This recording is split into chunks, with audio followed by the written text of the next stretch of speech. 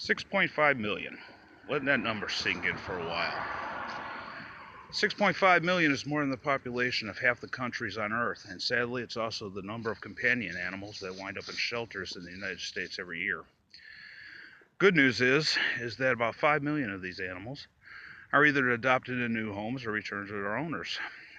But the bad news is over 1.5 million of these animals are also humanely euthanized, mainly because no room is available to house them. So we must ask ourselves where these animals come from, and more importantly, what can we do to help this situation improve? I remember my first trip to the shelter back when I was a child. It was a dark place with small cages and very sad, dirty looking animals. Glad to say that shelters over the years have improved, at least for the most part, are more spacious and clean, and the animals are receiving the proper care and medical treatment. Behind this transformation, of course, at many of the shelters, is the volunteers who dedicate their time to the well being of these homeless animals, and that's where you, as a concerned citizen, could do the most good. Volunteering, I'll tell you, is not an easy thing, but it can be rewarding in many ways.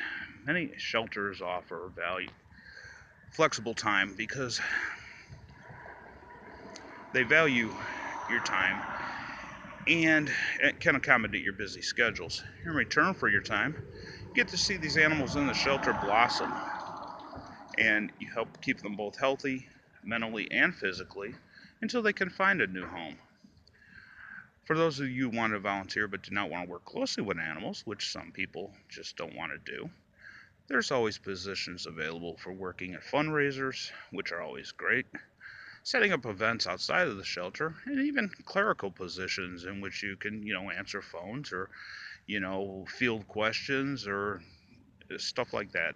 That will take, a lot of the time that, the regular deputies need for other things. Many are probably asking, too, with all the other causes in the world today, why should I care about this one?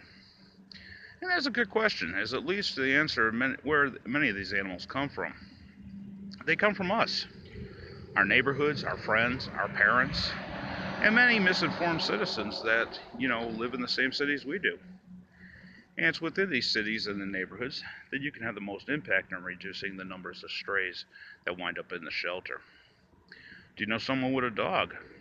Ask them if the dog got loose, how would they find it? Surprisingly, many people don't realize how easy it is to lose a dog, and that a dog license is the dog's best chance of finding its way home and back to its owner.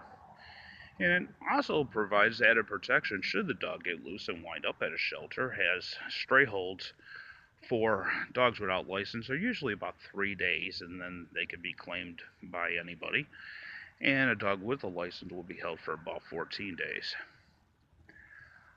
I personally have seen many dogs that have been adopted out, only to have the owners come in later to claim their dog to find out their dog is no longer there and with a new owner.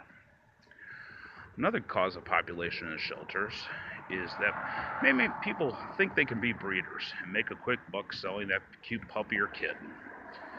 This is far from the truth, as most of those newborns are destined for a sheltered life simply because people don't want them, or they dump them when the little cuteness of the puppy or kitten wears off.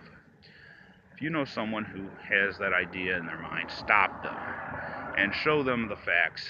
It will save a lot of heartache and also prevent unwanted animals from a date with the needle.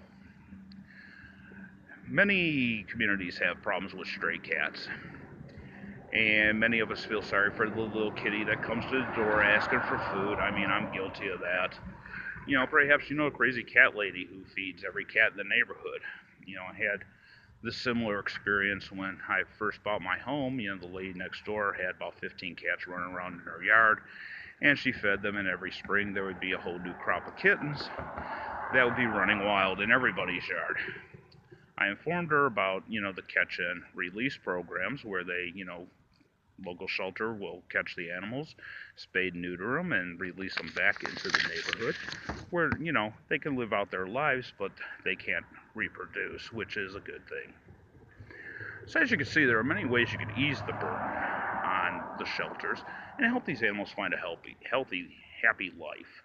It's also good for your wallet, as many of these shelters are run by the counties that they are in, which means your tax dollars are being used to shelter and house these animals. I mean, most of the money is used for, the housing and food, but, it's still money that can go back into the community that could be used for other things, and it makes for a better community, if you tell people what, the problems are.